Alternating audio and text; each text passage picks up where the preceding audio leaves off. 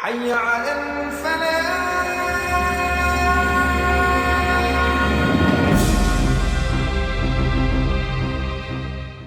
Rambutnya bukan dipotong. Kemudian dalam mengambil sampel kita harus pakai handscoon. Ya. Kalau teman-teman sering menonton film CSI itu pasti udah tahu lah. Ya, bagaimana standar pengambilan sampel ya. Kita juga tidak lepas dari itu supaya kita tidak bisa dipatahkan oleh ahli hukum dalam keabsahan pengambilan sampel. Begitu juga dengan proses autopsi. Ya. Jadi kita serius teman-teman. Cuma kita perlu waktu. Bisa-bisa juga ini berlangsung 6 bulan juga bisa. Setelah pengumuman juga bisa. Jadi kita tidak mentargetkan waktu. Yang paling sulit adalah mencari korban yang mau diotopsi. Karena ada yang menganggap nggak mau lagi lah mengganggu mayat yang sudah terjadi atau yang sudah dikuburkan. Kita berharap sebenarnya otopsi dilakukan terhadap mayat yang baru meninggal. Karena hasilnya lebih representatif. Tetapi langkah untuk mencegah, to prevent ya, for the victim, tidak bisa menunggu kita tahu COD ini. Bahwa ada yang mengatakan ini disebabkan oleh kelelahan, ya bisa kalau ada underlying disease-nya, seperti penyakit jantung. Dia mempunyai namanya coronary heart disease, dia serangan jantung, atau mengalami decompensation cordis, baru berapa hari meninggal. Kalau serangan jantung meninggal di tempat. Tapi kalau meninggal dalam waktu lama, kemudian setelah mengalami perawatan, mungkin ada penyebab lain. Nah, itu tentu semuanya harus dibuktikan dengan pencarian COD namanya. Tidak bisa sampai di sana saja, itu baru teori. Jadi ini tolong dipahami cara berpikirnya. Itu baru teori, hipotesa. Pembuktiannya harus dengan mencari COD.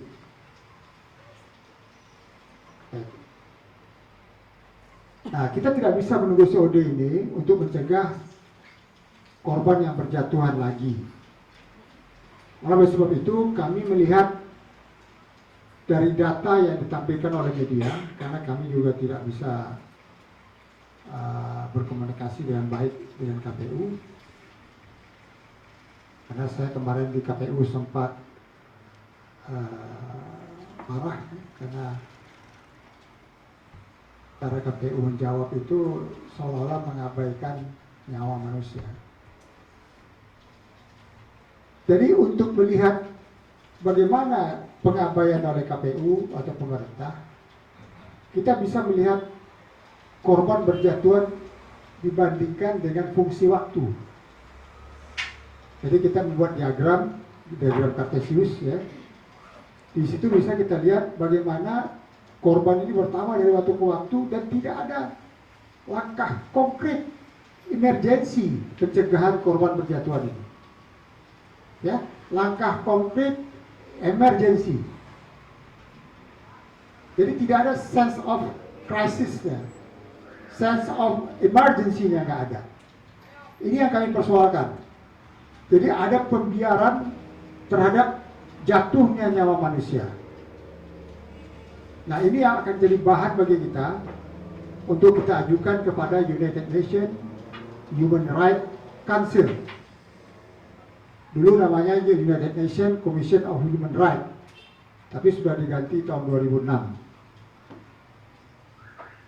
Yang kantornya di Geneva. Dan kepada ICG dan ICC, nanti biar ahli hukum kita yang akan menerangkan, ya, kebetulan nggak datang. Saya minta Pak Bang Natalius Pigai sebenarnya, tapi dia keluar kota, dan Pak Mahendra yang dulu berpengalaman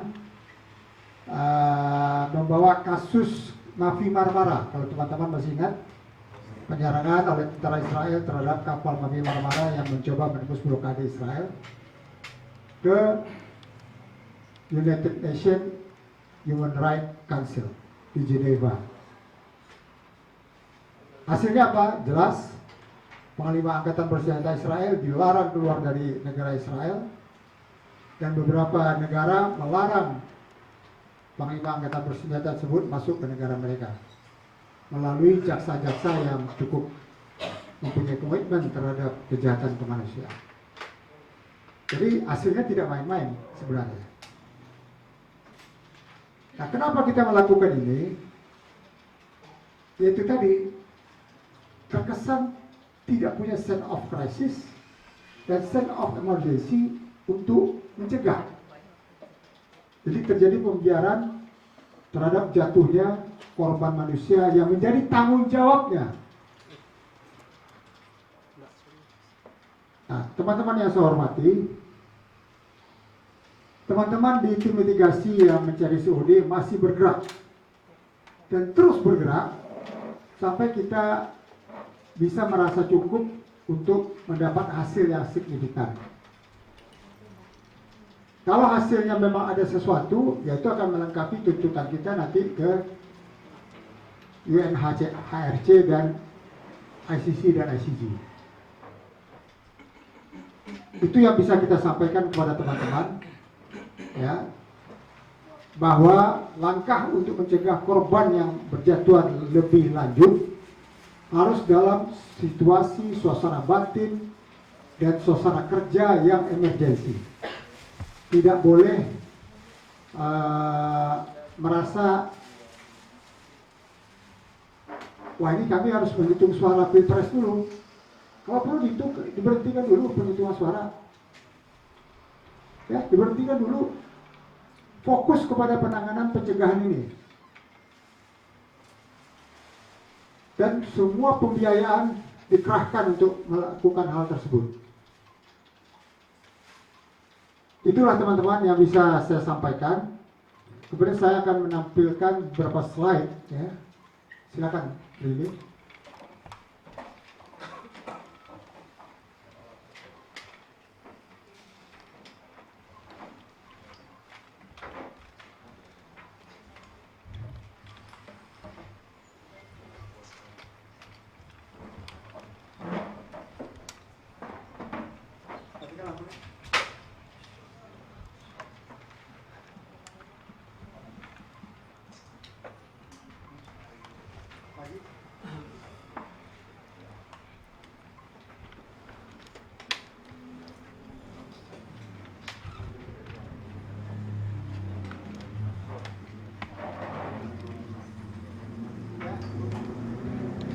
Di sini teman-teman bisa melihat grafik, ya.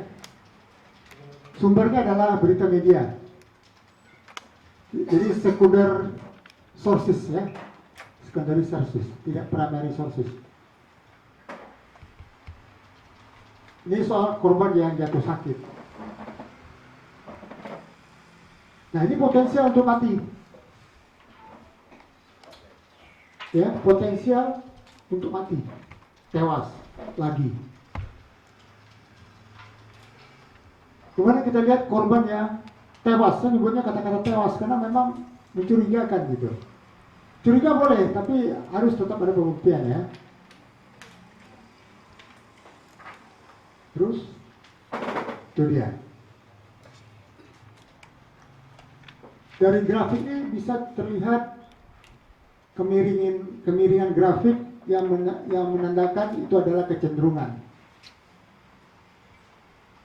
Jadi awal-awal tuh tinggi sekali tajam grafiknya. Tapi itu adalah percepatan, kemudian mulai flat, ya. Tapi jumlah sudah ratusan. Ini fungsi waktu dibandingkan dengan jumlah korban.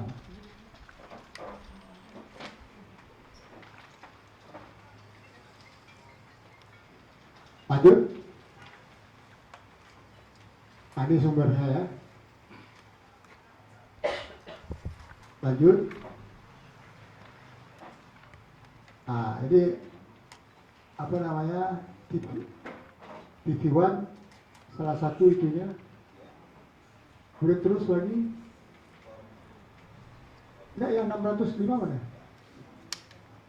Oh iya, 606, ya. Ya. Oke, lanjut. Nah, ini kegiatan teman-teman yang melakukan mitigasi, ya, mencari cause of death, menghandle pasien-pasien yang masih sakit, ya, melakukan kuesioner kepada pasien atau keluarga pasien. Lanjut. Ah, ini kegiatan ketika Pak Mahendra data ke Geneva dan Den Haag. Ya. Kita melaporkan kasus Mafi Marmara. Jadi kita bukan tidak punya pengalaman untuk hal ini. Lanjut. Gitu ya. Nah, ini pengadilan di Turki terhadap Israel. Itu para relawannya. Itu yang yang perempuan di sana, sebelah sana adalah saudara Upi, pemimpin tim relawan Mercy yang berangkat ke ikut misi Mafi Marmara. Lanjut. Selesai. Ya. Jadi singkat aja teman-teman, semoga kita bisa sama-sama menyadari bahwa ini harus dicegah segera jatuhnya korban lebih lanjut. Demikian, terima kasih. Banyak maaf. Wassalamualaikum warahmatullahi wabarakatuh. Waalaikumsalam.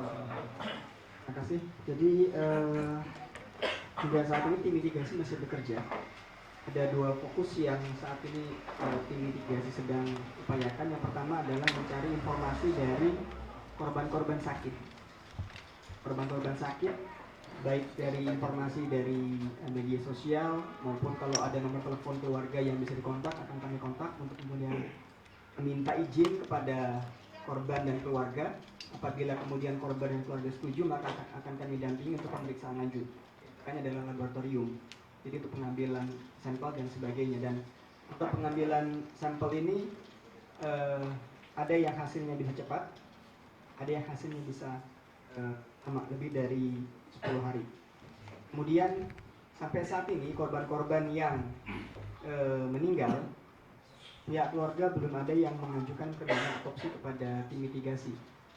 Sehingga mungkin dengan berbagai pertimbangan, sehingga alternatifnya otopsi verbal itu jika keluarga menyetujui akan kami lakukan. Dan itu sudah ada guideline-nya yang dibuat oleh Departemen Kementerian Kesehatan. Insya Allah dalam beberapa hari setelah hasil pemeriksaan laboratorium dari korban-korban yang masuk ke tim mitigasi ini keluar, kami akan merangkumnya, melakukan analisa dan kemudian akan melaporkan kembali konklusinya apakah kemudian bisa ditarik sebuah kesimpulan mengenai penyebab kematian seperti yang menjadi rumor saat ini.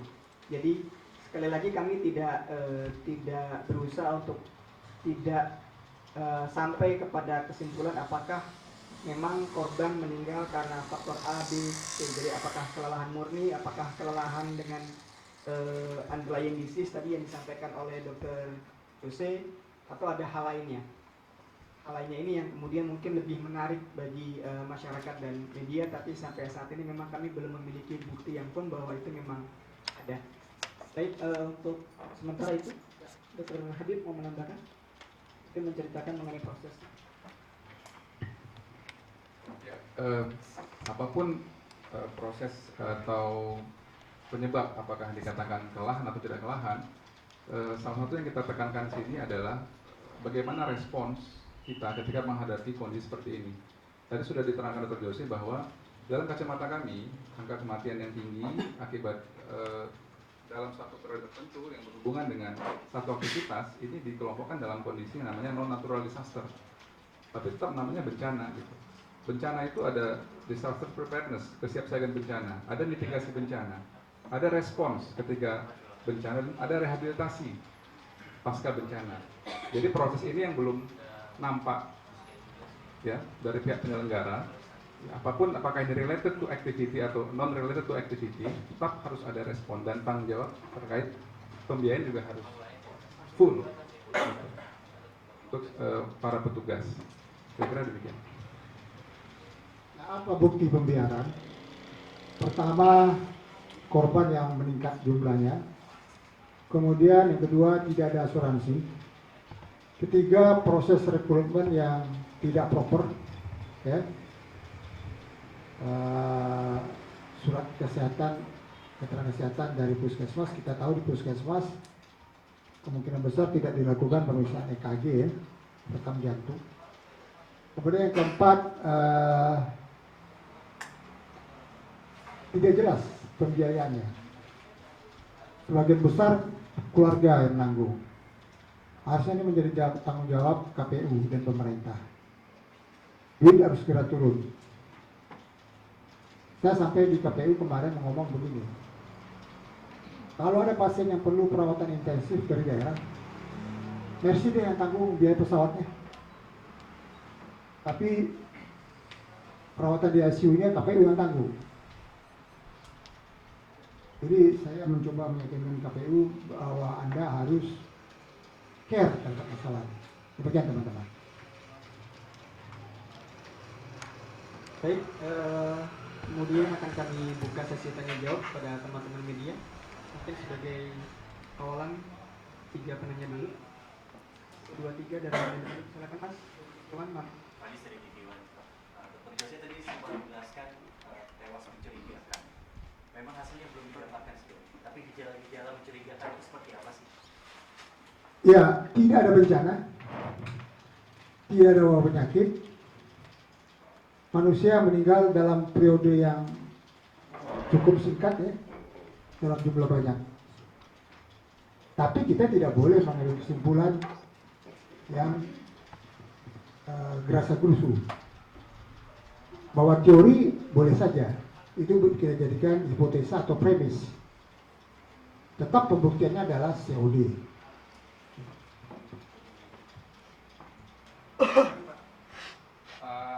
Apa yang diharapkan dari dunia internasional apabila sudah dilaporkan ke internasional? Apakah kira-kira akan ada pressure kepada penyelenggara pemilu? Kemudian yang kedua mengenai Kemenkes yang sudah mengeluarkan kesimpulan awal bahwa beberapa daerah KPPS-nya meninggal karena jantung. Apakah dengan kesimpulan ini apakah masih terus diteruskan oleh Mercy bahwa ada kesimpulan lain selain jantung? Dan bisa saja jantung itu salah satu penyebab yang kita sebut dengan underlying disease, tapi bukan kongenital, ya. Karena Menkes pernah menyebutkan penyebabnya salah satu adalah bukan, penyebabnya adalah kongenital. Kongenital itu maksudnya adalah penyakit bawaan dari lahir, ya. Tapi yang lebih tepat istilahnya underlying disease, penyakit yang mendasari gitu. Itu bisa saja, tapi itu hipotesa kita. Ya, Menkes harus mencari dengan tingkat akurasi yang lebih tinggi, yaitu otopsi. Ya, tidak bisa hanya otopsi verbal. Ya, otopsi verbal didesain untuk mencari hal-hal yang dikira ya apa wajar, tidak masuk ke persoalan-persoalan misalnya lihat, ini misal loh, jangan dikembangkan jadi hal yang isu mainstream. Misal keracunan, ya, atau apalah gitu, ya. Itu tidak dikembangkan untuk itu. Tetap untuk hal-hal yang sifatnya pidana, itu harus mencari cause of death. Tapi untuk pembiaran, kita bisa lihat dari kecenderungan tadi. Nah, bagi lembaga internasional, pembiaran itu ya bisa masuk kategori crimes against humanity barangkali. Tapi biar lawyer yang mengurus itu, karena ada 2 tempat, satu di Swiss dan satu di Den Haag, Netherlands. Kita akan kirim lawyer kita ke sana. Nah, apa yang kita harap? Ya semoga KPU serius bahwa hasilnya dari perjuangan ini, kalau KPU serius kita nggak jadilah ngajukan. Misalnya dihentikan suara, penghitungan suara, KPU keluarkan statement, kami serius. Udah, berarti tujuan kita tercapai untuk serius menangani ini. Supaya pemilu yang akan datang tidak jatuh korban yang lebih banyak. Kan begitu teman-teman. Mulai dari proses rekrutmen ya, kemudian handling dan lain sebagainya. Tapi kalau KPU-nya ngeyel, ya kita terusin. Kita terusin.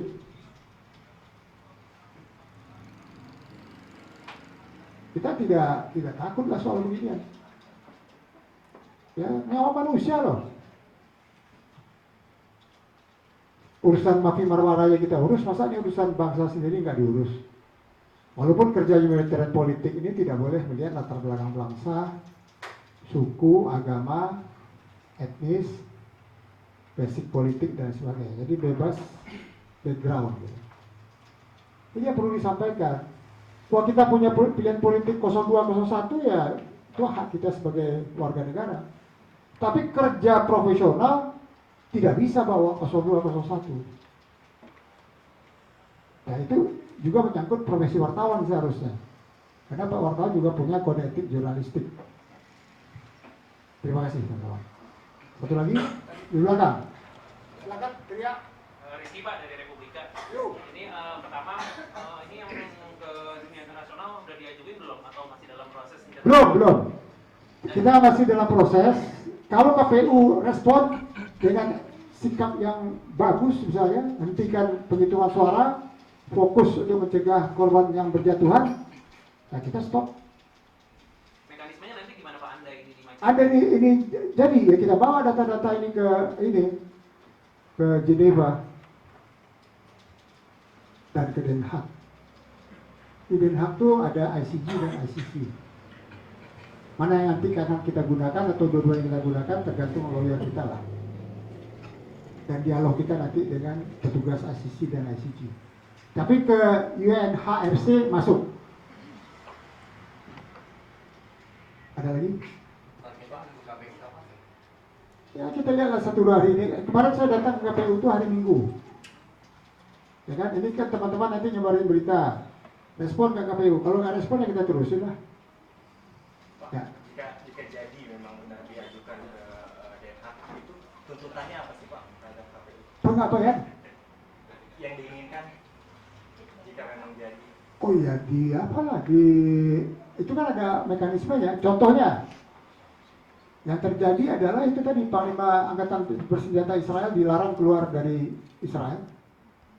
Omar Bashir, kemudian ada presiden dari negara Afrika yang juga menyangkut soal pemilu. Kalau untuk Indonesia kondisi seperti ini apa yang? Ya itu dia mendapat hukuman yang sifatnya internasional sudah menjudge dia. Kalau masukin dia ke penjara itu wewenang polisi. Dia itu KPU maksudnya? Kita addresskan ke KPU. Ya, jadi kita supaya fokus gitu. Nah pemerintah tuh bisa nanti kena kalau pemerintah juga tidak concern. Nah itu nanti urusannya kayak ICG. Ada lagi? Dokter, Yuk. izin dok, mungkin ada rekomendasi nggak dok dari Mercy sendiri untuk KPU supaya bisa lebih memperhatikan persoalan? Saya sudah datang, sempat emosi saya di sana. Saya marahin tuh ketua KPU. Saya tuju ya. Mungkin ada poin-poin tertentu Nah dok, ini yang mesti peringatan yang diperhatikan kedua. KPU. Ini yang peringatan yang kedua. Iya. KPU selalu menyatakan bahwa korban kebanyakan meninggal karena kelelahan. Artinya kelelahan ini kan timbul akibat proses kerja penghitungan suara. Maka logikanya kalau karena proses itu ya satu pilihannya aktivitasnya di stop atau petugasnya yang di rolling diganti. Nah, itu yang selalu disampaikan oleh Mercy. Kalau memang kekeh nyebutnya kelelahan, untuk supaya tidak menimbulkan korban lebih lanjut, ya aktivitas stop. Ini gitu habis kan begitu kan? Jangan sampai dilanjutkan, semakin banyak lelah, meninggal. Begitu. Ini kan masih banyak relawan-relawan atau petugas-petugas yang karena mereka merasa perlu untuk terus menjaga kondisi mereka sakit, mereka tetap menjaga. Sehingga kemudian itu yang kita khawatirkan jatuh kepada kondisi yang lebih berat sampai pada kematian.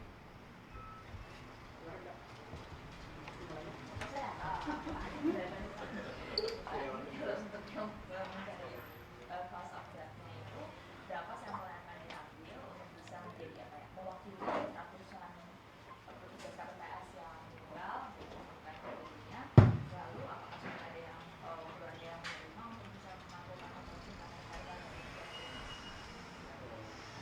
Jadi prinsipnya di sini bukan statistically significantly. Prinsipnya kalau ada beberapa aja yang ditemukan ada hal yang aneh, kita expose. Nyawa manusia tidak bisa kita bikin ini signifikan atau tidak signifikan. Gitu. Oh, sampelnya jelas, muntah, air seni, darah, rambut, kuku, kulit.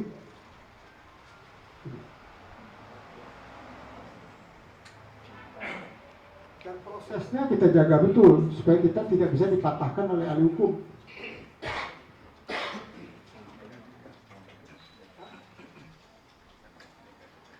Jadi kalau negatif ya bagus lah. Berarti tinggal tidak ada yang aneh-aneh gitu kan. Kita akan terus bekerja walaupun sampai akhir tahun sebanyak-banyaknya. Jadi kalau untuk berbicara mengenai penelitian memang sampel. Ada hitung-hitungannya sampai kemudian sampel itu layak sampel penelitian, bukan sampel spesimen tapi sampel penelitian. Maksudnya kalau kita punya angka korban meninggal di angka 600, sampelnya berapa sih yang kemudian menjadi representatif begitu ya. Tapi kalau gitu ya, kalau kita bicara ini kasus sesuatu yang katakanlah tadi abnormal dan penelitian ini adalah penelitian yang sifatnya observasional temuan, maka berapapun bisa diungkap. Satu pun gitu ya. Ini kan kita masalahnya adalah ada permintaan atau tidak, baru kemudian bisa masuk. Kalau ada satu permintaan yang lainnya tidak mau, ya satu itu yang kita angkat ke tank. Gitu. Jadi apakah kemudian hasilnya negatif, normal, ya bagaimana nanti kemudian kita menindaklanjuti. Kalau kemudian hasilnya ada sesuatu, ya apakah nanti akan ditindaklanjuti oleh Mercy atau dari lembaga lain yang mengangkat isu ini? Misalnya taruhlah negatif ya, berarti memang ada faktor yang berhubungan dengan pekerjaan misalnya.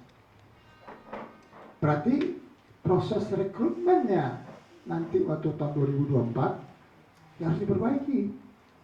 Tidak bisa surat keterangan kesehatan dari puskesmas saja. KPU harus anggarkan anggaran. Periksa rekam jantung, periksa laboratorium yang lebih lengkap, ya, medical check up betul. Kalau ada yang sakit, diobati. Kalau perlu digilet, gitu, kan gitu. Satu lagi, tadi kan untuk korban yang sekarang masih sakit jumlahnya itu 10.000 lebih.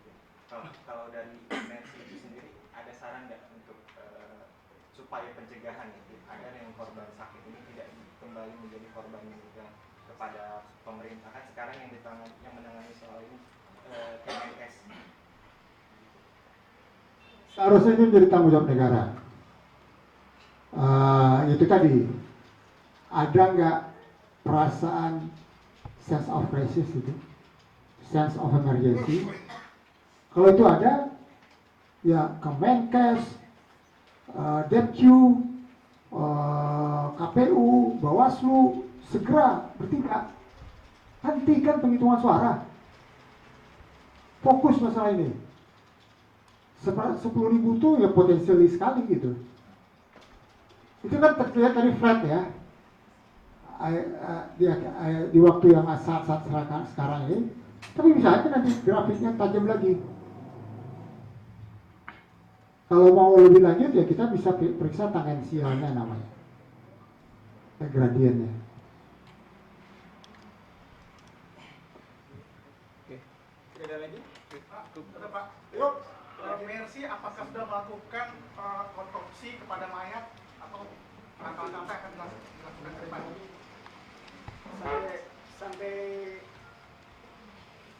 Sampai hari ini belum ada permintaan, Pak.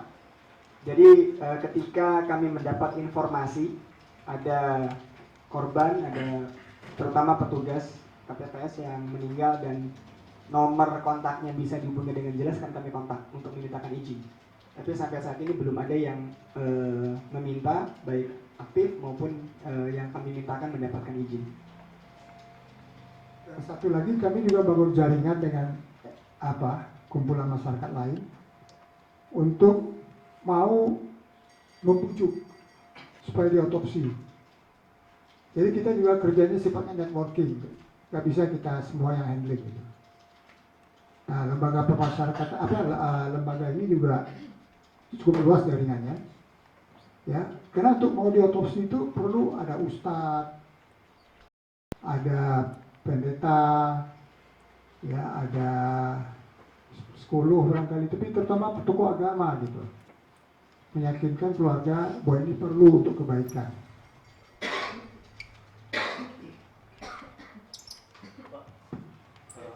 Artinya kalau misalkan belum ada yang otopsi, pelaporan ini tertunda ya atau tertahan? Tidak, kita terus bekerja. Kita cari terus korban otopsi ini. Iya, maksudnya laporannya kan Laporan kemana? laporan apa namanya? Oh tidak menunggu itu. Kita tidak menunggu COD. Ya, tadi kan sudah saya tegaskan dari awal, kita tidak menunggu COD. COD itu adalah pekerjaan yang Spartan dan lama. Sedangkan korban berjatuhan, kita melakukan tindakan preventif yang emergensi dengan suasana batin itu tadi, krisis dan emergensi. Kita tidak menunggu COD, ya.